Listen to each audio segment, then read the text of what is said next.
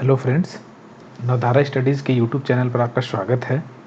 जैसा कि पिछले कुछ दिनों में मैं एक सीरीज़ लेकर आया था करंट अफेयर्स की, वनडे एग्ज़ाम के लिए ख़ास तौर से। तो उस सीरीज़ में मैंने जुलाई के फर्स्ट वीक का करंट अफेयर करा दिया था। उसके बाद ये जुलाई का सेकेंड वीक मतलब 8 से लेकर 15 जुलाई तक कई करंट अफेयर्स है जो कि आगामी एग्ज़ामों के लिए बहुत इंपॉर्टेंट है। तो अगर आप इससे पिछले वाला वीडियो नहीं देखे हैं तो इस प्लेलिस्ट का पिछले वाला वीडियो देख लीजिए, उससे आपका जुलाई का फर्स्ट वीक हो जाएगा और ये जुलाई का सेकेंड वीक का करंट अफेयर्स है। ठीक है, तो आइए शुरू करते हैं। पहला है ऑस्ट्रियन ग्रैंड प्रिक्स 2020 के विजेता हैं वल्तेरी बोटास। ये क्या है कि ये F1 में जो फार्मूला 1 कार रेस होती है वो कोविड-19 के पैंडेमिक के बाद ये पहला F1 रेस हुआ है ऑस्ट्रिया में। जैसा कि नाम है ऑस्ट्रियन ग्रैंड प्रिक्स, तो ऑस्ट्रिया नामक देश में हुआ है। तो उसके विजेता हैं वल्तेरी बोटास। और ये जिस कंपनी की गाड़ी को चलाते हैं वो मर्सिडीज़ है। तो अगर गाड़ी पूछे तो मर्सिडीज़, और अगर चालक का नाम पूछे तो वल्तेरी बोटास। ये ऑस्ट्रियन ग्रैंड प्रिक्स 2020 के विजेता हैं।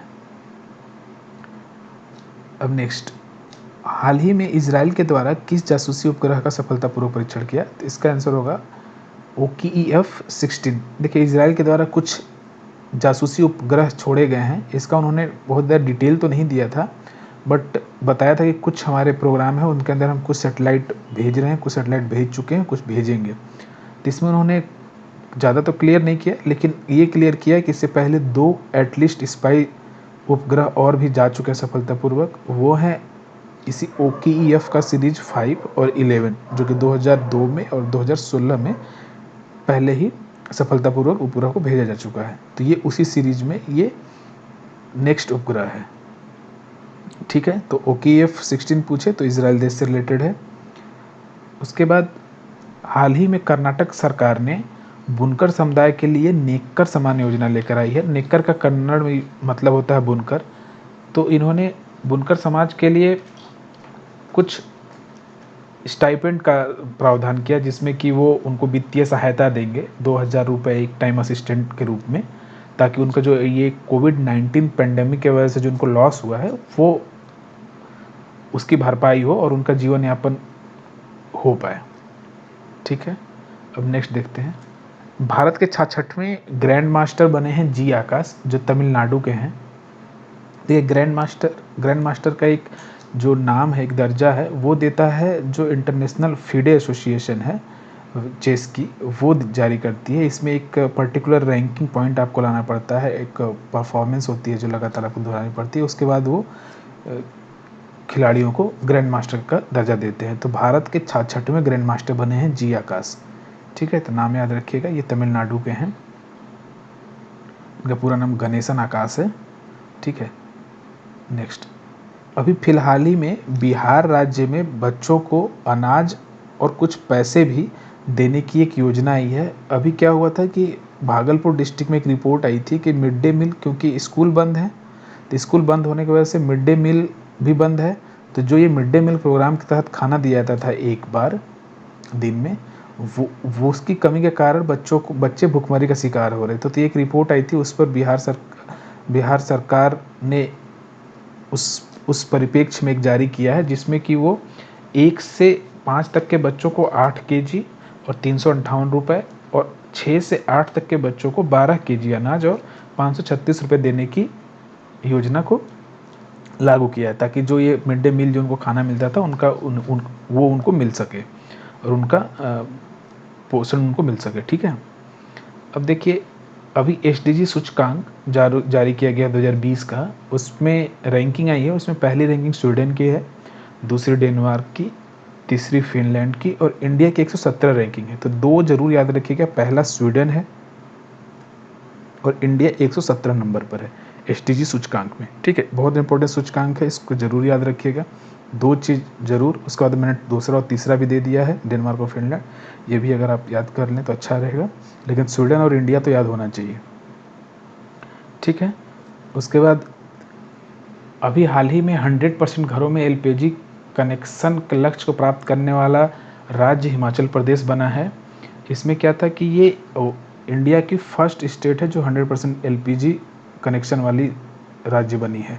इसमें किया गया था कि जो पीएम उज्ज्वला योजना थी उसमें जब जो जो लोग बच गए थे, जो कवर नहीं हो पाए थे पीएम उज्ज्वला योजना के लिए, उसके लिए हिमाचल सरकार ने हिमाचल गृहिणी सुविधा योजना लेकर आई थी। उसी योजना के तहत जो बचे हुए घर थे उनको इन्होंने एलपीजी कनेक्शन दिया और उसी माध्यम से 100% एलपीजी कनेक्शन वाले राज्य बन गए हैं। ठीक है, तो 100% एलपीजी कौन प्राप्त किया है कनेक्शन करने वाला राज्य? तो इसका उत्तर हिमाचल प्रदेश होगा। ठीक है, अब देखिए नेक्स्ट, हाल ही में भारतीय रेलवे ने सौर ऊर्जा उत्पादन के लिए भेल के साथ समझौता किया है। और भेल के साथ इन्होंने कहा है कि जो जो ट्रेनें होंगी उनका संचालन पहले तो स्टेशन या कुछ कार्य सौर ऊर्जा पे किए गए हैं पहले भी, लेकिन जो रेलवे का संचालन है उसको अब सौर ऊर्जा पे करने की बात कही गई है। और इसके लिए एमपी के बीना में 1.7 मेगावाट का जो एक सोलर पावर प्लांट है उससे रेलवे को कनेक्ट भी किया गया है। तो याद रखिएगा भेल के साथ समझौता है ये इंडियन रेलवे का। अब नेक्स्ट देखिए, अभी कोविड-19 की वजह से पर्यटक क्षेत्र में बहुत ज़्यादा ही इसकी मार पड़ी है। तो पर्यटकों को आकर्षित करने के लिए सोशल मीडिया पे एक इंतज़ार आपका नामक एक अभियान शुरू किया है एमपी गवर्नमेंट ने। तो इनका एक सोशल मीडिया अभियान है, यह हैशटैग दिया है इन्होंने इंतज़ार आपका, मतलब कि आप इसके वजह से आप आइए हमारे प्रदेश में, घूमिए, देखिए यहाँ की सुंदरता देखिए, नेशनल पार्क्स हैं बहुत सारे वो देखिए। तो ये याद रखिएगा इंतज़ार आपका मध्य प्रदेश गवर्नमेंट के द्वारा, खासतौर से मध्य प्रदेश का जो टूरिज्म बोर्ड है उसने ये अभियान चलाया है। ठीक है, अब देखिए नेक्स्ट, अभी देखिए हाल ही में असम सरकार ने एक निर्णय लिया है कि जो देहिंग पटकाई वन्य जीव अभ्यारण्य है इसको हम नेशनल पार्क बनाएंगे। क्योंकि यहाँ क्या हुआ था कि कोल इंडिया जो है, जो हमारी कोयले की जो कोयले का संचालन वो करती है, उत्पादन करती है, उससे इसी असम में इनको मिला था कोल माइनिंग करने का। तो ये अभ्यारण्य होने की वजह से क्या था कि इनमें जो प्रोटेक्शन का रूल्स थे वो बहुत कम थे इसके ऊपर लागू। अब इन्होंने नेशनल पार्क घोषित कर दिया है। तो जो कंजर्वेशन का जो एक्ट है या जो गवर्नमेंट की क्षमता है अपने इसको बंद करने की या इस पर कई तरह के प्रतिबंध लगाने की, तो वो उनको हासिल हो जाएगी ये नेशनल पार्क के बना देने से। तो याद रखिएगा देहिंग पटकाई वन्य जीव अभ्यारण्य को नेशनल पार्क का दर्जा दिया है असम सरकार ने, क्योंकि ये असम में पड़ता है देहिंग पटकाई वन्य जीव अभ्यारण्य। तो वहीं की सरकार इसे अपग्रेड करके अब जो वाइल्ड लाइफ सेंचुरी है उससे नेशनल पार्क बना रही है, ताकि उसका प्रोटेक्शन का लॉ है उसके ऊपर ज़्यादा और जो गंभीर प्रोटेक्शन लॉ है वो लागू हो सके। ठीक है, उसके बाद देखिए दुनिया का दूसरा सबसे बड़ा और ये एशिया का सबसे बड़ा है, ठीक है, डाटा सेंटर खोला गया है। उसका नाम है योटा NM1 डाटा सेंटर। ये मुंबई के पनवेल में खोला गया है। इसे इनॉग्रेट किया गया क्योंकि कोविड-19 की वजह से फिजिकल इनॉग्रेट पॉसिबल नहीं था, तो इनॉग्रेट किए हैं, जिसमें हमारे रविशंकर प्रसाद जी थे और महाराष्ट्र के मिनिस्टर्स थे। तो ये हीरानंदानी ग्रुप का एक डाटा सेंटर है, ये पनवेल में है। जो पनवेल में एक डाटा सेंटर पार्क बनाया गया उसी के अंदर ये खोला गया है। और ये एशिया का सबसे बड़ा है, याद रखिएगा, विश्व का दूसरा और एशिया का सबसे बड़ा डाटा सेंटर। ठीक है, क्योंकि आज आने वाला समय हमारा डाटा आधारित ही है। तो ये जो याद रखिएगा योटा NM1 ये हीरानंदानी ग्रुप का है। तो ये दुनिया का दूसरा और एशिया का सबसे बड़ा। ठीक है, नेक्स्ट देखिए, अभी भारत डायनामिक्स लिमिटेड ने जो आकाश मिसाइल है, जो वेपन सिस्टम है, आकाश मिसाइल वेपन सिस्टम, जो इंडियन आर्मी वेरिएंट, मतलब जो इंडियन आर्मी जिस वेरिएशन का इंडिया आर्मी यूज करती है, इंडियन आर्मी, वो आकाश मिसाइल की लाइसेंस एग्रीमेंट और ट्रांसफ़र ऑफ टेक्नोलॉजी पर हस्ताक्षर किया है भारत डायनामिक लिमिटेड ने के साथ, DRDO के साथ। ठीक है, तो याद रखिएगा आकाश मिसाइल का कौन सा वेरिएंट, तो इंडियन आर्मी जो यूज़ करती है, ठीक है, उस इंडियन आर्मी के वेरिएंट के लिए लाइसेंस भी और ट्रांसफ़र ऑफ टेक्नोलॉजी, मतलब टेक्नोलॉजी भी देगा और लाइसेंस भी उसको बनाने के लिए। ठीक है, तो ये किया है BDL मतलब भारत डायनामिक्स लिमिटेड ने DRDO के साथ। ठीक है, देखिए नेक्स्ट, रूबेला और खसरा, जो कि रूबेला और मीजल्स हैं, इसको पूरी तरीके से समाप्त किया गया है। साउथ एशिया की 2 कंट्री हैं, मालदीव और श्रीलंका। पूरे साउथ एशिया के लक्ष्य रखा गया 2023 लक्ष्य रखा गया था, 2023 तक हमें ख़त्म करना है किसी तरीके से मीजल्स और जो रूबेला के जो वायरस है इनको ख़त्म करना है, इनसे एलिमिनेट करना है। लेकिन अपने लक्ष्य से बहुत पहले ही मालदीव और श्रीलंका इसको ख़त्म करने में कामयाब रही। ख़त्म करने के कई तरीके हैं कि आपका कब कितने सालों से इसकी रिपोर्टिंग नहीं होनी चाहिए, कितने सालों से इसका कोई वायरस का पता नहीं चलना चाहिए, तो उस पर मालदीव और श्रीलंका खड़े उतरे और 2023 से पहले इन्होंने ही अपना लक्ष्य प्राप्त कर लिया और रूबेला और खसरा अब मालदीव और श्रीलंका में नहीं है, एलिमिनेट कर दिया गया है। ठीक है। उसके बाद NSDC जो हमारा स्किल डिपार्टमेंट है, उसने भारतीय युवाओं को डिजिटल स्किल देने के लिए माइक्रोसॉफ्ट के साथ समझौता किया है, ताकि जो भारतीय युवा हैं वो उनका जो स्किल है डिजिटल क्षेत्र में वो बढ़ सके।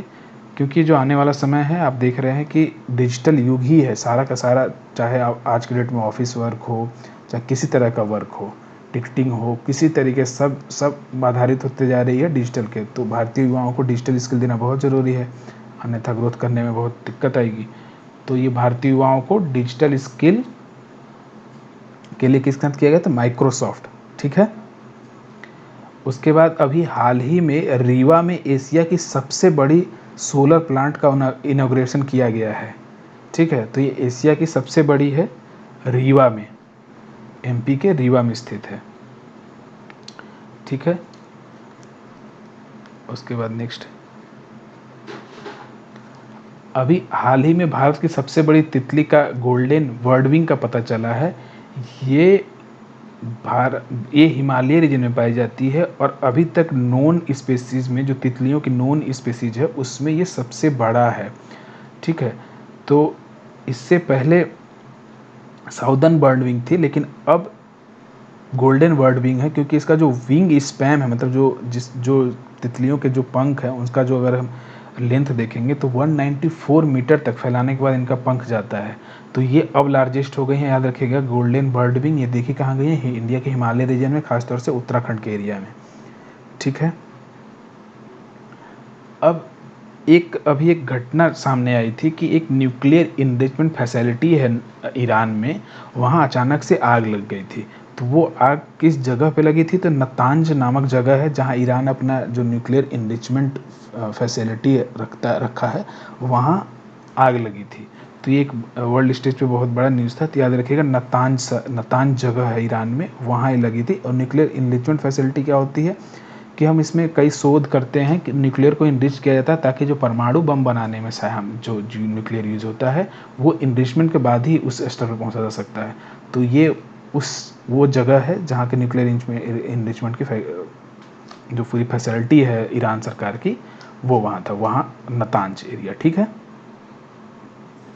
अभी हाल ही में भारतीय रेलवे ने बोला है कि 2030 तक वो नेट जीरो कार्बन एमिशन प्राप्त कर लेंगे। मतलब इनका लक्ष्य है 2030 तक नेट जीरो कार्बन एमिशन का। ठीक है। तो याद रखिएगा, पूछेगा भारतीय रेलवे का किस वर्ष तक का, तो 2030 तक ये कार्बन का जो एमिशन है उसको जीरो करेंगे। इन्होंने ऐसा अपना खुद से वो दिया हुआ है। नेक्स्ट देखिए, अभी हाल ही में जलवायु परिवर्तन पर एक वर्चुअल मिनिस्टीरियल बैठक हुई थी वर्ल्ड स्टेज पे, जिसमें कि विभिन्न देशों के प्रतिनिधित्व शामिल हुए थे। और कैसे जो ये क्लाइमेट चेंज बहुत ज़्यादा आज के डेट में जो टिपिकल सब्जेक्ट बन गया है, उस पर कैसे निजात पाया जाए, कैसे क्लाइमेट को अच्छा किया जाए, इस पर एक बैठक हुई थी। क्योंकि कोविड-19 का समय चल रहा है तो ये भी मीटिंग वर्चुअल हुई, क्योंकि कोविड-19 में बहुत सारे जो मीटिंग्स हैं वर्चुअल हो रहे हैं। तो इस मीटिंग में भारत के तरफ से प्रतिनिधि थे प्रकाश जावड़ेकर, जो अभी इन्वायरमेंट मिनिस्ट्री है। तो इन्वायरमेंट मिनिस्ट्री ही क्लाइमेट चेंज को देखती है, तो वहाँ पर प्रतिनिधित्व प्रकाश जावड़ेकर जी ने किया था इंडिया की तरफ से। ठीक है। अभी एक एग्रीकल्चरल फंड की घोषणा की गई है, एग्रीकल्चर इंफ्रास्ट्रक्चर फंड। देखिए यहाँ पास वर्ड यूज किया गया है इंफ्रास्ट्रक्चर। इसका मतलब जो एग्रीकल्चर से जुड़ी जो फील्ड है उसमें इंफ्रा पे काम किया जाएगा, मतलब और संरचना पे इसका काम किया जाएगा। तो इसमें क्या है कि जो इसमें जो लक्ष्य रखा गया है, जो पोस्ट हार्वेस्टिंग, क्योंकि देखिए हमारे यहाँ क्या है कि हमने हार्वेस्टिंग तक का तो लक्ष्य हम प्राप्त कर लिए हैं, लेकिन हार्वेस्टिंग के बाद बहुत से अनाज इंडिया में ख़राब हो जाते हैं। गोदाम की हमारे पास कमी है, फिर उसका सही ढंग से मार्केटिंग का कमी है, एक ही अनाज बार बार घूमता रहता है हर जगह से दूसरे जगह। तो इन्होंने इस पोस्ट हार्वेस्टिंग के इंफ्रास्ट्रक्चर के लिए फोकस करते हुए 1 लाख करोड़ का गवर्नमेंट दी है, एक योजना बनाई है, जिसमें ये सेंट्रल सेक्टर स्कीम, मुख्यतः ये सेंटर ही आधारित रहेगा और पोस्ट हार्वेस्ट इंफ्रास्ट्रक्चर है। और ये 2020 से 2029 तक के बीच में ये इंफ्रास्ट्रक्चर, क्योंकि इंफ्रास्ट्रक्चर एक दिन में एक साल में तो डेवलप होगा नहीं, तो ये 2000 से 2029 तक के टाइम पीरियड को लेकर इस इंफ्रास्ट्रक्चर को बढ़ाने की बात की गई है। ठीक है, तो 1 लाख करोड़ का फंड दिया गया है इसमें। अब देखिए, यूरोपीय union green building award 2020 international Olympic committee, जो अंतर्राष्ट्रीय ओलंपिक संघ है, उसको दिया गया है। ठीक है, तो IOC को मिला है यूरोपीय यूनियन ग्रीन बिल्डिंग अवार्ड 2020। अब देखिए, अभी जुलाई में एक इंडिया ग्लोबल वीक 2020 मनाया गया था ब्रिटेन में। ठीक है, तो ये ब्रिटेन में 3 दिवसीय कॉन्फ्रेंस था। इसमें भी जो कॉन्फ्रेंस था वर्चुअल ढंग से किया गया कई जगह से, यहाँ मोदी जी भी उस कॉन्फ्रेंस में पार्ट लिए थे। उसके बाद क्या है कि इसका जो थीम था, वो थीम रखा गया था we the revival India and a better new world. ठीक है, ये वर्ल्ड रह गया है, एक वर्ल्ड है ये। ठीक है, डी छोड़ दिया है, आप उसको देख लीजिएगा।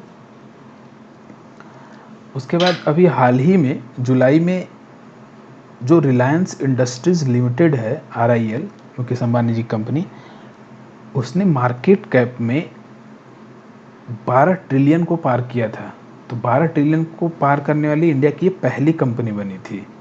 12 ट्रिलियन मार्केट कैपिटलाइजेशन को पार करने वाली ये पहली कंपनी बनी थी। तो पूछेगा कि 12 ट्रिलियन को सबसे पहले अभी हाल ही में किसने पार किया था, तो रिलायंस इंडस्ट्री, RIL ने।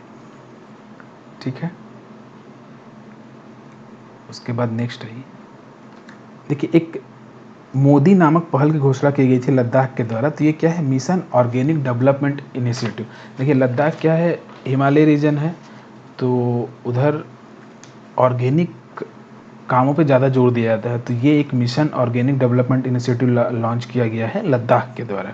ठीक है, और हाल ही में एक सर्वे के अनुसार देश का सर्वश्रेष्ठ पुलिस स्टेशन नादौन को चुना गया है, जो कि हमीरपुर डिस्ट्रिक्ट हिमाचल प्रदेश में पड़ता है। देखिए, हमीरपुर डिस्ट्रिक्ट यूपी में भी है, हिमाचल प्रदेश में भी है, लेकिन ये जो नादौन जो जगह है वो हमीरपुर, वो हिमाचल प्रदेश वाली हमीरपुर डिस्ट्रिक्ट की है। ठीक है, तो कन्फ्यूज मत होइएगा, डिस्ट्रिक्ट पूछेगा तो हमीरपुर हिमाचल प्रदेश, और जो पुलिस स्टेशन का नाम है वो नादौन पुलिस स्टेशन है।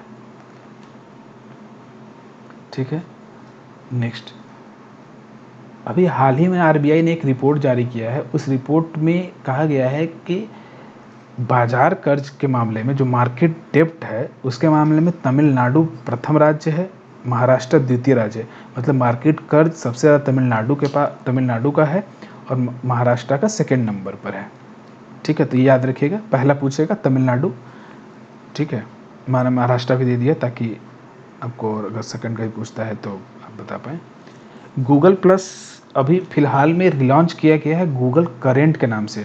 तो गूगल प्लस गूगल का एक आर्म था, जिसको कि फ़िलहाल ही में किस नाम से रीलॉन्च किया गया। देखिए, लॉन्चिंग गूगल प्लस के नाम से हुई थी, अभी फिर इसको जब चेंज किया गया, रीनेम किया गया, तो रीलॉन्चिंग बोलते हैं। तो रीलॉन्चिंग किया गया तो उसको क्या, किस नाम से जाना गया, गूगल करेंट के नाम से। ठीक है, उसका देखिए, हाल ही में किसके द्वारा रील्स नामक शॉर्ट वीडियो फीचर लॉन्च किया गया। देखिए, शॉर्ट वीडियो फीचर क्या है, जैसे टिकटॉक था,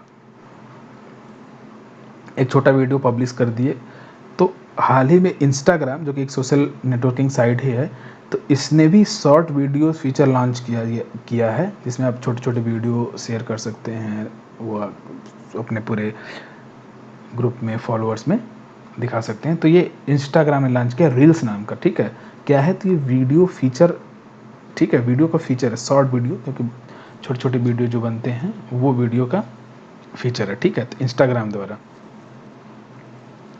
देखिए, हाल ही में अभी 11 जुलाई को विश्व जनसंख्या दिवस मनाया गया। तो याद रखिएगा, ये तो एक तो पूछता है विश्व जनसंख्या दिवस कब मनाया जाता है, तो ये 11 जुलाई को ही हर साल मनाया जाता है। ठीक है, तो विश्व जनसंख्या दिवस कौन सा है, 11 जुलाई। याद रखिएगा इसको। उसके बाद हाल ही में इसरो ने बताया है कि वो एक अमेजियना वन नामक एक उपग्रह लॉन्च करने वाला है ब्राज़ील का। ठीक है, तो देखिए अमेजन नदी ब्राज़ील में है, तो उसका जो उपग्रह है उसका नाम है अमेजियन। तो जो अमेजियन वन उपग्रह पूछेगा इसरो द्वारा किस देश के का लॉन्च किया गया है, तो ये ब्राज़ील का उपग्रह है, इसको लॉन्च इसरो करेगा। ठीक है, तो इसरो लॉन्च करे, जैसे हमारे कई उपग्रह लॉन्च किए जाते हैं फ्रेंच गुयाना से या कहीं और से, तो वैसे ही ब्राज़ील का ये उपग्रह इसरो के द्वारा लॉन्च किया जा रहा है। ठीक है, उसके बाद देखिए UNIFIL United nation interim force in Lebanon, मतलब जो पीस फोर्स लगाई जाती है ना कुछ कंट्री में जहाँ शांति व्यवस्था नहीं रहती है, वहाँ शांति बनाए रखने के लिए यूनाइटेड नेशन द्वारा फोर्स लगाई जाती है। तो ये लेबनान में जो फोर्स है उसने इन्वायरमेंट अवार्ड जीता है।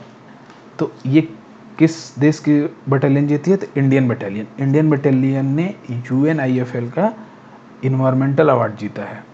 ठीक है, इसमें ये क्या देखते हैं कि जो वेस्ट जनरेशन है वो कम कैसे हो, यूजेज ऑफ प्लास्टिक कम हो, क्योंकि देखिए प्लास्टिक बहुत बड़ा कारक है प्रदूषण का, तो उसको कैसे कम करने का।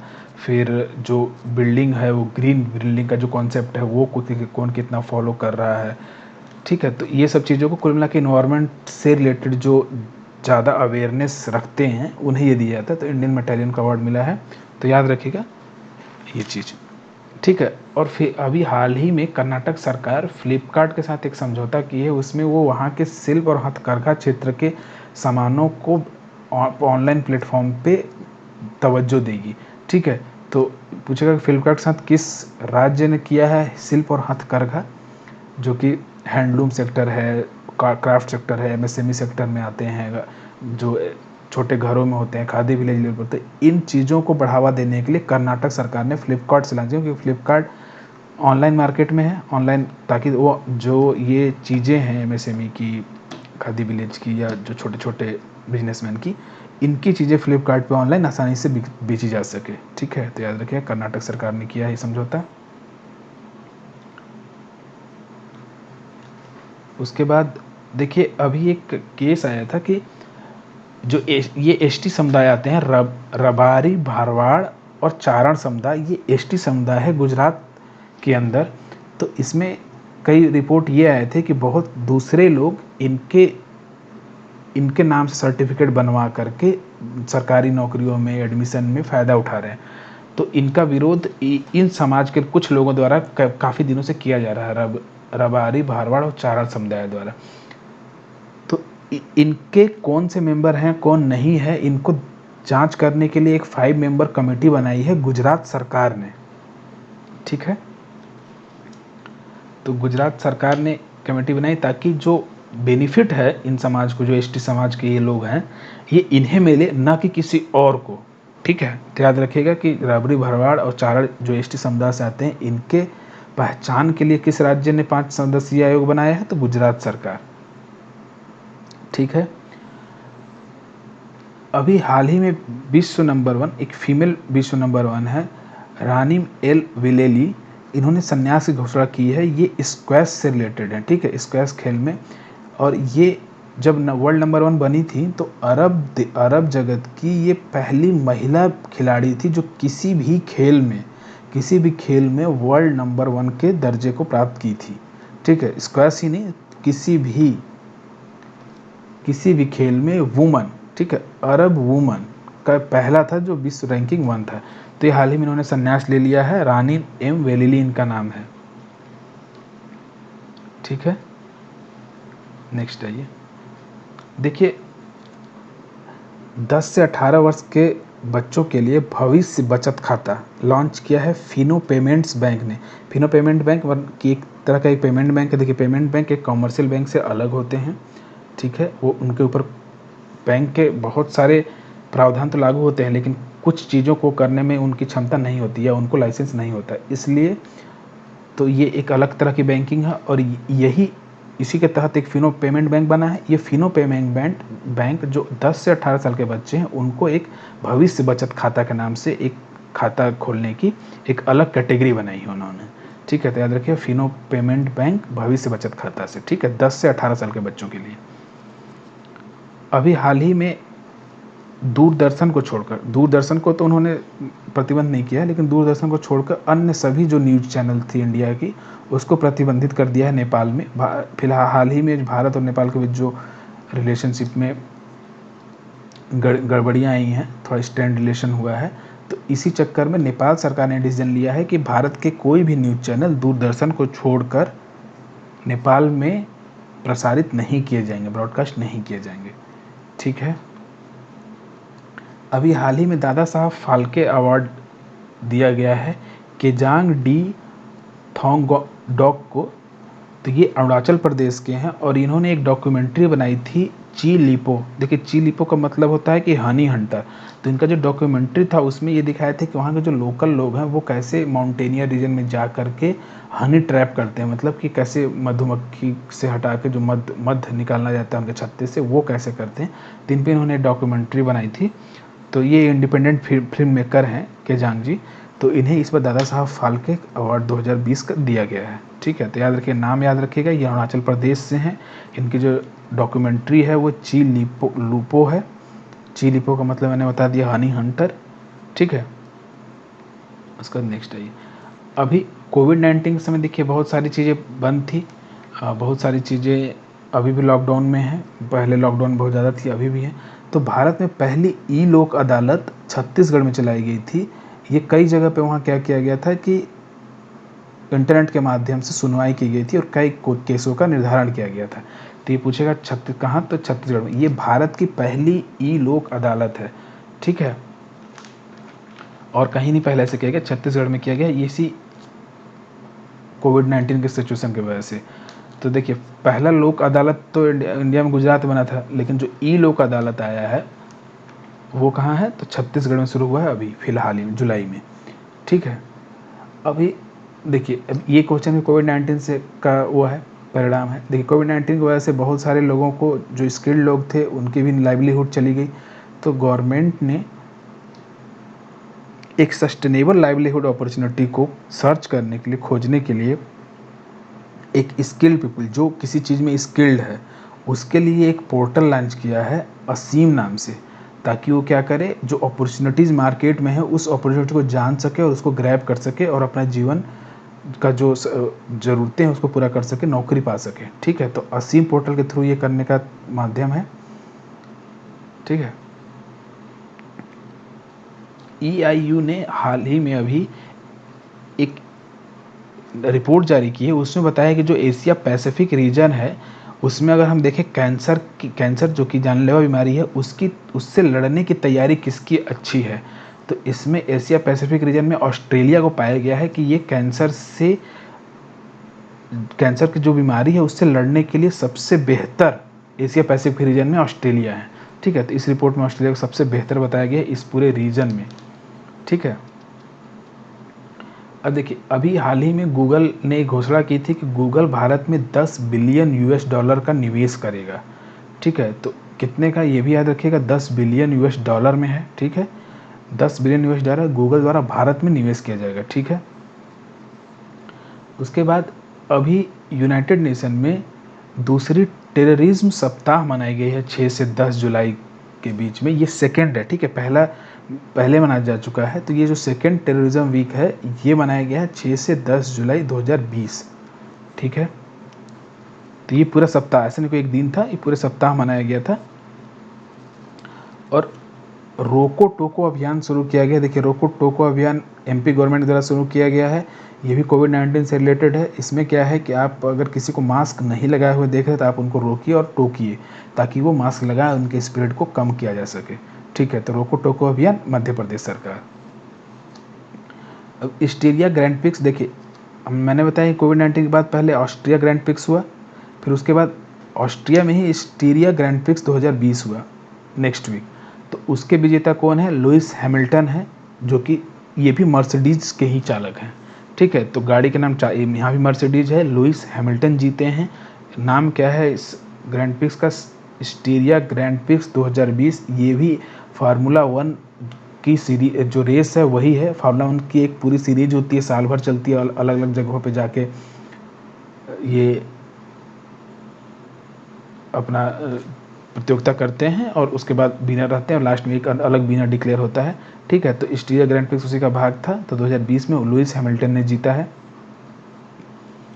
उसके बाद देखिए एक वोन कर्मन अवार्ड 2020 दिया गया है इंटरनेशनल एकेडमी ऑफ एस्ट्रोनॉटिक्स के द्वारा। ये के सिवन को मिला है जो इसरो के हेड हैं, इन्हें दिया गया है एस्ट्रोनॉमी के क्षेत्र में काम करने के लिए वोन कर्मन अवार्ड।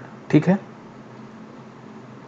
उसके बाद नेक्स्ट है पॉल हैरिस फेलो सम्मान दिया गया है तमिलनाडु के मुख्यमंत्री इडाप्पी के पलानीस्वामी को। देखिए ये क्या है कि ये दिया जाता है कि स्वच्छ पेयजल के क्षेत्र में कार्य करने के लिए, सैनिटाइजेशन के काम में दिया जाता है, प्रिवेंशन ऑफ डिजीज़ के क्षेत्र में दिया जाता है, वर्ल्ड पीस में दिया जाता है। तो जो ये अच्छे काम है गवर्नेंस या लाइवलीहुड से या स्वच्छता से, इस क्षेत्र में दिए जाते हैं पॉल हैरिस फेलो सम्मान। तो इस बार किसे दिया गया है? तमिलनाडु के मुख्यमंत्री पलानीस्वामी जी को दिया गया है। ठीक है, अब नेक्स्ट है कि भारत का सबसे बड़ा ट्रेडिंग पार्टनर 2019-20 का ये रिपोर्ट है। ठीक है, तो भारत सरकार ही इसे बताई है कि 2019-20 में भारत का सबसे बड़ा व्यापारिक साझेदार कौन था? तो यूएसए के साथ 88.75 बिलियन US$ का ट्रेड हुआ है इंडिया के साथ। और इसके साथ भारत का ये भी याद रखिएगा कि भारत का सरप्लस ट्रेड है। ठीक है, तो अभी पिछले काफ़ी दिनों से चीन चल रहा था, तो चीन के बाद अभी यूएसए हो गया सबसे इंडिया का सबसे बड़ा व्यापारिक साझेदार देश, मतलब ट्रेडिंग पार्टनर 19-20 का। ये 19-20 का रिपोर्ट है। ठीक है, तो याद रखिएगा यूएसए अब इंडिया का सबसे बड़ा ट्रेडिंग पार्टनर बन गया है। भारत का एकमात्र गोल्डन बाघ अभी फिलहाल ही में देखा गया असम में। ठीक है, तो ये एकमात्र गोल्डन बाघ है इंडिया में, तो ये असम राज्य में देखा गया है। ठीक है, उसको देखिए कुछ नियुक्तियां देख लेते हैं इस वीक की। तो देखिए फर्स्ट चेयरमैन, देखिए फर्स्ट है, बहुत ज़्यादा चांसेस आने की। तो फर्स्ट चेयरमैन IFSC जो इंटरनेशनल फाइनेंशियल सर्विसेज सेंटर है, जो गिफ्ट सिटी गुजरात में जो एक बनाया गया है, उसके फर्स्ट चेयरमैन बनाए गए हैं इंजेटी श्रीनिवास जी। ठीक है, और पंजाब सरकार पंजाब की फर्स्ट वुमेन चीफ सेक्रेटरी बनाई गई हैं मिनी महाजन। तो इनका भी नाम याद रखिएगा, मिनी महाजन को first women chief secretary of Punjab बनाया गया है। सिंगापुर के PM बनाए गए हैं ली हिसिंग लूंग। ठीक है, फिर अमेरिकन नौसेना में पहली अश्वेत महिला पायलट, ठीक है, कौन बनी है? Lieutenant JG Madeline Swegle. ठीक है, तो याद रखिएगा मेडेलिन स्वेगले। ठीक है, और हाल ही में हॉकी इंडिया के अध्यक्ष बनाए गए हैं मणिपुर के ज्ञानेंद्रो निगोम्बान को। ठीक है, तो ज्ञानेंद्रो निगोम्बान को याद रखिएगा, ये हॉकी इंडिया के नए अध्यक्ष अभी हाल ही में बनाए गए हैं। ठीक है, ये फैक्ट है, इसमें कुछ डिटेल जानने की ज़रूरत नहीं है, आपको सिर्फ नाम ही याद रखना है और क्या इनकी जो नियुक्ति हुई है वो कहाँ हुई है, किस पोस्ट पर हुई है, याद रखिएगा। उसके बाद कुछ महत्वपूर्ण पर्सन्स का निधन हो गया है, जिसमें एक है जगदीप जाफरी। ये जो सुरमा भोपाली नाम से जो फेमस एक्टर हैं बॉलीवुड के, उनका अभी हाल ही में निधन हो गया है। तो उनका नाम था जगदीप जाफरी जी। ठीक है, उसके बाद एक आइवरी कोस्ट के PM थे अमोंदोउ गोन कोनलीबली। तो ये आइवरी कोस्ट के PM थे, अभी ये इनका हाल ही में निधन हो गया है। उसके बाद नागिन दास सांघी जी, जो कि कॉलमनिस्ट थे, प्रोफेसर थे, कॉलमनिस्ट थे, ये लेख लिखा करते थे कई पेपरों के लिए कई जगहों पे। तो ये पद्मश्री विजेता हैं और प्लस ये 100 साल के ऊपर के थे। तो इनका अभी हाल ही में निधन हो गया है। तो ये गुजरात राज्य से ताल्लुक़ रखते थे। उसके बाद जैक चार्ल्टन हैं, जो कि फुटबॉलर थे इंग्लैंड के, ये विश्व कप जो इंग्लैंड जीती थी उसके सदस्य भी रहे हैं। तो इनका हाल ही में निधन हो गया है। ठीक है, तो नाम याद रखिएगा, इसमें डिटेल जान तो पूछेगा भी नहीं, तो ये नाम याद रखिएगा। उसके बाद 3 इम्पोर्टेंट पुस्तक है इस वीक के लिए, जिसमें पहला है, देखिए मैं इसका इंग्लिश में ही नाम रखूँ क्योंकि सबका टाइटल इंग्लिश में ही है, तो इनके कोई हिंदी तो अनुवाद होगा नहीं क्योंकि ये नाम है। ठीक है, तो पहला जो है book getting competitive a practitioner guide for India, तो ये RC भार्गव जी द्वारा लिखा गया है। ठीक है, उसके बाद सेकंड बुक देखिए Mahavir the soldier who never died. ये देखिए, एक चाइना से जब इंडिया का वॉर हुआ तो उस समय के सोल्जर थे, उनके ऊपर ये कहानी लिखी गई है। तो कहाँ इस बुक का क्या नाम दिया गया है? Mahavir the soldier who never died. इन्होंने इसको लिखा है A.K. श्री कुमार जी ने और इनकी धर्मपत्नी रूपा श्री कुमार जी ने।